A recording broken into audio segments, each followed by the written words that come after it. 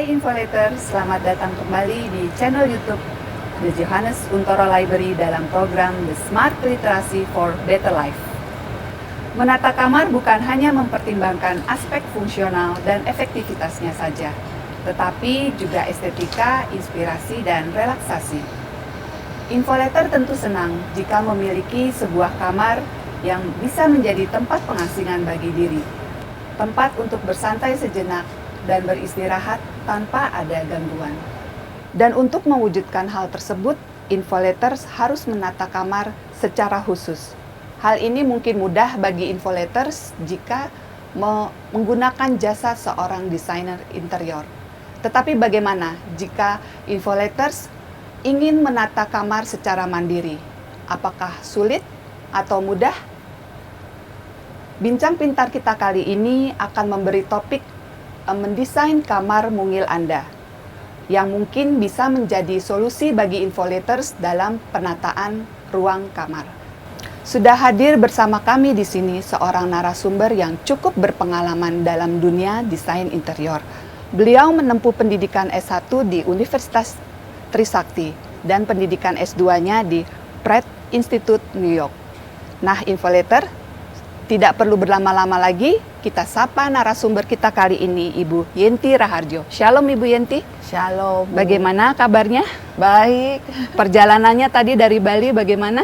Oh, cukup menyenangkan ya Bu. Setelah pandemik sudah menurun, kami berhasil membawa 33 mahasiswa desain interior pergi ke study tour Bali. Dan itu sangat menyenangkan. Ya, semoga kembali dengan keadaan yang sehat-sehat juga ya Bu. Betul, ya? Betul. Karena protokol yang sudah sangat ketat jalan. Iya. Oke. Sebelum kita mulai ke topik pembahasan Bu, bisakah Ibu menceritakan atau menjelaskan apa itu desain, terutama dengan desain interior Bu? Baik. Mungkin untuk orang awam agak membingungkan di antara dekorasi dan desain interior. Nah, dekorasi itu biasa bisa dilakukan sendiri. Nah, dekorasi itu berarti tidak kita seperti menghias kamar, ya. Tetapi kalau desain pada umumnya itu adalah solusi dari misalnya masalah yang kita hadapi. Misalnya yang kita akan bahas rumah terlalu kecil atau kamar mungil. Nah, itu ada masalah sebab kita ada keterbatasan tertentu. Maka untuk desain interior dimaksudkan adalah bagaimana kita memecahkan permasalahan dan solusinya bagaimana yang terbaik untuk di-customize bagi setiap orang. Iya. Jadi lebih kepada menghadapi kendala-kendalanya ya Bu ya, untuk mendapatkan interior yang sesuai dengan konsumen ya. Betul. Kalau fungsi desain interior itu apa aja Bu? Fungsi desain interior itu banyak. Jadi sebetulnya Tuhan memberikan kita dua ciptaan yang sangat berharga, yaitu satu itu ruang, satu itu waktu. Nah, itu yang kami olah, ruang dan waktu. Tetapi lebih banyak kita mengolah ruang. Nah, desain interior pada artinya adalah ruang dalam. Bagaimana kita mengolah ruang dalam. Tetapi terkadang orang awam itu salah mengerti bahwa ruang itu sama dengan ruangan. Itu tidak sama.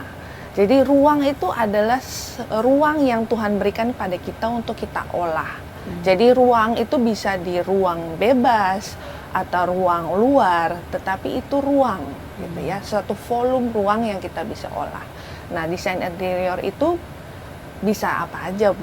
Jadi bisa di rumah sakit, bisa di retail, komersial, atau perpustakaan ya.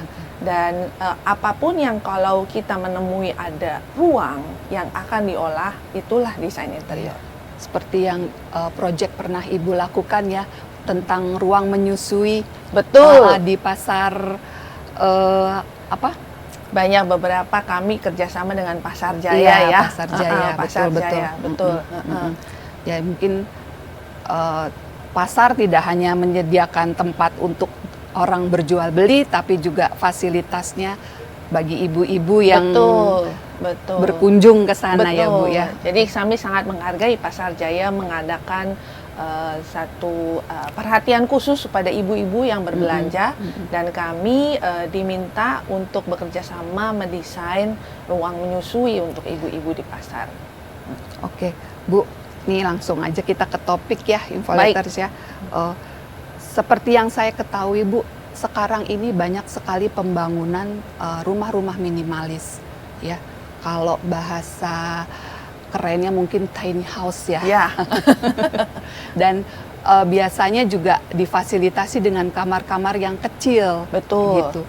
Sebenarnya untuk ukuran standar sebuah kamar disebut kecil itu ada nggak sih Bu? Sebetulnya ada, tetapi itu relatif Bu di beberapa negara. Seperti di Jepang misalnya, di negara-negara yang tidak mempunyai tanah yang luas karena populasi penduduknya sangat besar, seperti Singapura atau Jepang ya, atau Hong Kong, footage atau meter persegi dari rumah mereka saja itu sangat-sangat kecil. Maka untuk penyelesaian rumah mungil atau rumah atau kamar yang mungil itu biasanya kita melihat solusi-solusi dari negara-negara tersebut, karena mereka yang menghadapi rumah-rumah yang kecil begitu. Tapi kalau di Indonesia Bu, bagaimana Kalau di Indonesia, saya lihat trennya lebih ke arah mungkin untuk bagaimana misalnya young couple memulai memiliki rumah yang baru. Tentunya mereka mungkin tidak bisa afford rumah yang besar begitu ya. Lalu dari pengembang atau dari young couple itu sendiri purchase rumah yang tidak terlalu besar. Tetapi sebetulnya tidak terlalu masalah Bu untuk rumah kecil. Jadi yang penting kita bisa mengaturnya dengan baik. Nah, rumah mungil juga bisa menjadi rumah yang sangat nyaman ditinggal. Kalau saya lihat ya perkembangan ke sini tuh dengan adanya pembangunan itu tuh masyarakat tuh lebih banyak yang mencari rumah-rumah mini. Dan kalau saya langsung bisa lihat tuh mungkin ya di konten-konten di media sosial tuh mereka gencar sekali menata yang kamar kos yang mungil yang cuman 3x5, 3 kali ini dengan segala fasilitas yang ada. Kira-kira Bu, langkah apa aja yang diperhatikan, yang harus diperhatikan dalam mendesain sebuah kamar mungil itu Bu? Baik. Mungkin solusi yang saya pikir terdekat dengan kita adalah perhatikan warna. Ya, warna yang cerah dan terang itu ya merefleksikan sinar matahari itu lebih baik digunakan di ruangan kecil. Lalu kemudian jangan menghabiskan meter persegi, dalam arti jangan membeli furniture yang akan memenuhi ruangan. Nah, kalaupun harus membeli furniture, belilah yang ringan, dalam arti baik warnanya maupun misalnya kerangka-kerangka frame yang bahannya ya, mungkin ya betul, Bu ya. Sehingga itu tidak mengurangi pandangan kita terhadap rumah kita atau kamar kita yang kecil begitu. Lalu misalnya untuk menggunakan furniture itu sendiri sebagai partisi. Jadi kita tidak menghabiskan footage ruangan kita. Jadi harus diingat bahwa karena luasan yang sudah sangat kecil itu, sehingga itu membuat kita harus berkreasi, kita tidak boleh menghabiskan meter persegi yang sudah diberikan.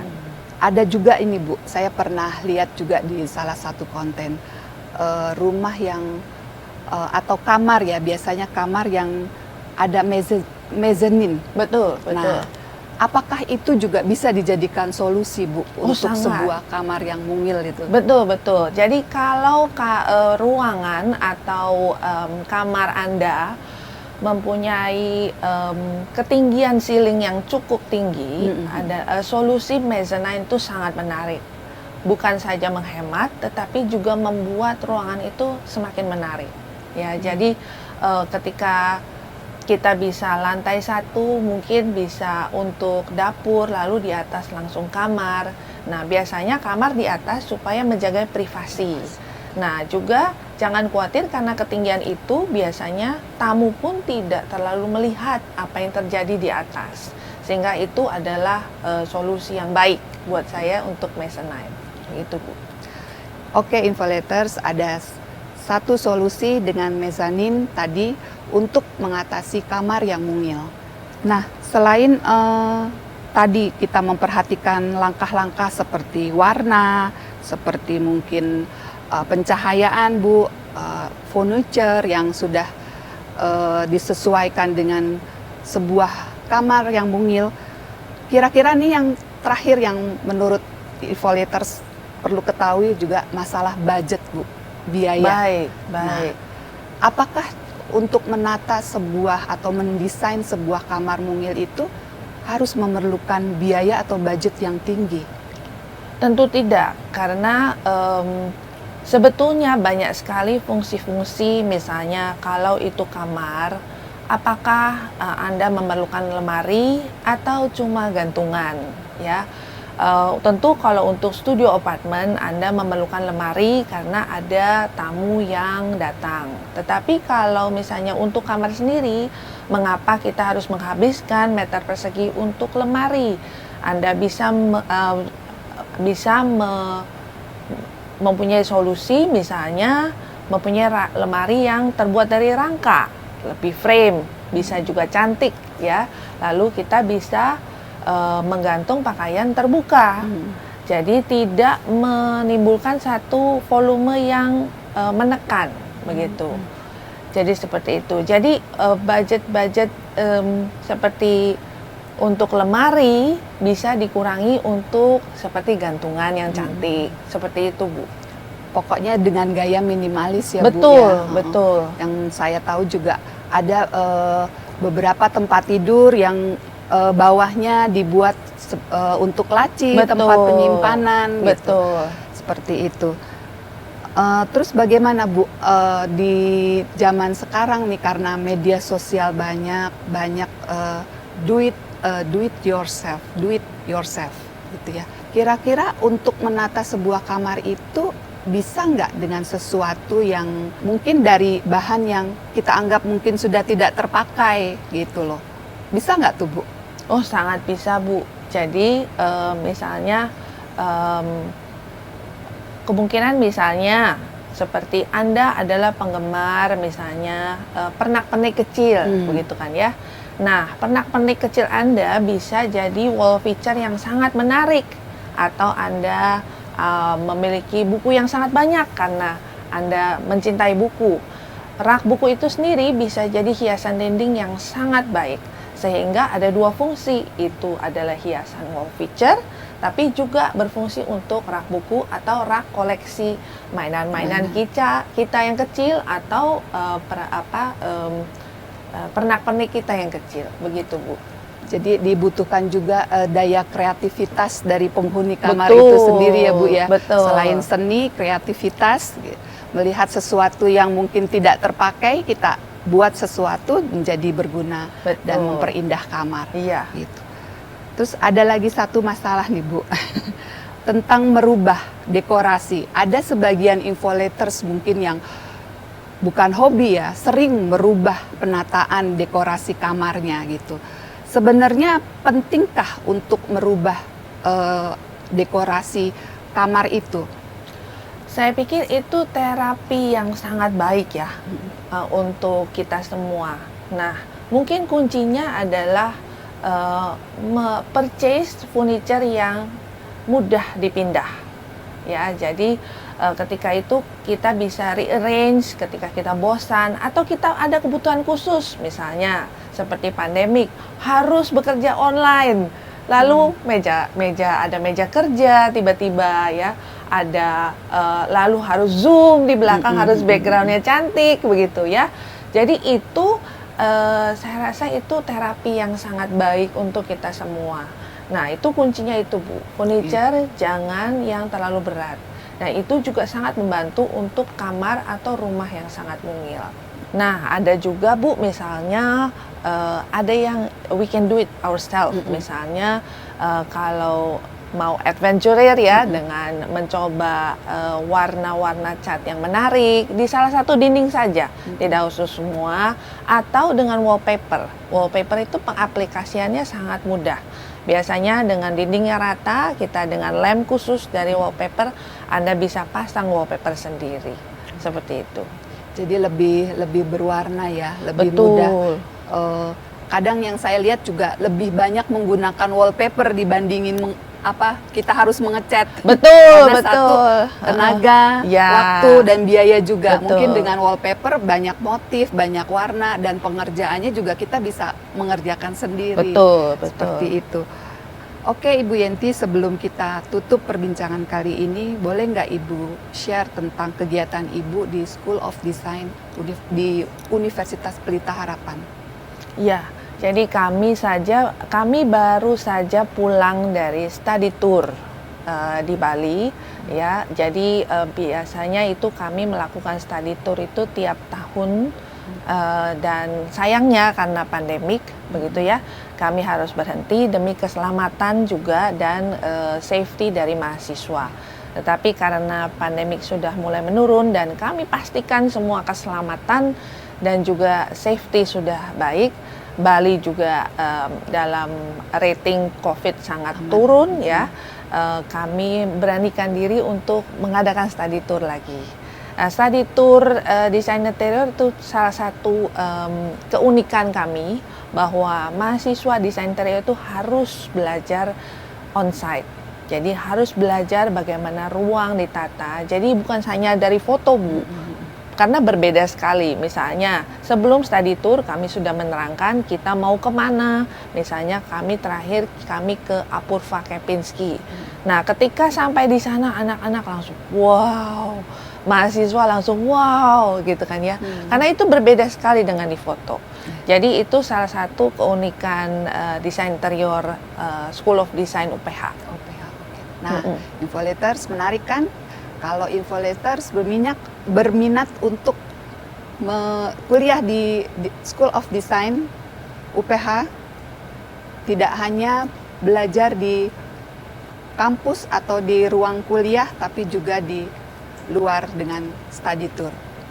Ya, jadi di study tour itu selain mengunjungi tempat-tempat yang interiornya yang dapat dipelajari dan tidak dapat dipelajari di kelas, kami juga mengunjungi konsultan-konsultan desain. Nah, di sana kami berkunjung, kemarin di Bali kami berkunjung ke salah satu konsultan internasional, yaitu Ibuku. Nah, kita tidak bisa melihat bagaimana mereka bekerja, tetapi dengan study tour, kita melihat bagaimana mereka bekerja, bagaimana mereka berkreasi, dan desain filosofi, dan bertemu langsung dengan desainer-desainer kelas dunia. Nah, itu pengalaman yang sangat berharga menurut saya ya, yang tidak bisa didapatkan di dalam kelas.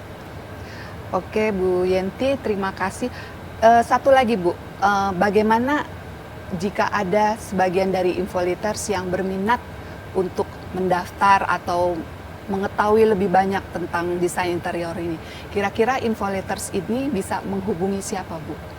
Ya, Infoletter bisa langsung ke admission UPH, dan kalau Infoletter tertarik untuk mengunjungi desain interior, kami siap menerima siapapun yang datang supaya kita bisa berkunjung, kita bisa mengobrol tentang apa yang menjadi potensi desain interior School of Design UPH. Oke, Bu Yenti, terima kasih atas waktunya sudah menjadi narasumber kami.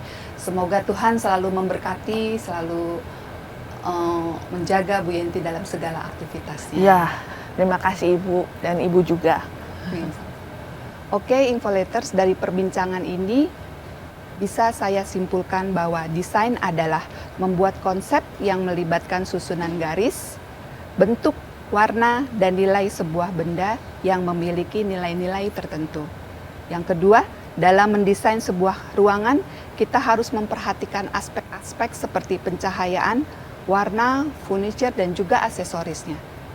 Dan yang ketiga, tidak kalah pentingnya adalah mendesain sebuah kamar bisa dilakukan dengan biaya minim, dengan daya kreativitas yang tinggi dan rasa seni bisa mengatasi masalah pembiayaan atau budget. Dan sebagai penutup, saya akan memberikan sebuah quote dari seorang desainer interior, Eric Vasquez, yang mengatakan, "Good art is a talent, good design is a skill." Mempunyai sebuah cita rasa seni yang tinggi adalah sebuah talenta. Tetapi untuk membuat desain yang bagus adalah sebuah keterampilan, di mana keterampilan tersebut harus diasah, ditekuni dengan kerja keras serta disiplin yang tinggi. Oke, Infolaters, sampai berjumpa kembali dalam topik-topik yang lain di channel YouTube kami, The Johannes Untoro Library, dalam program Smart Literasi for Better Life. Salam literasi!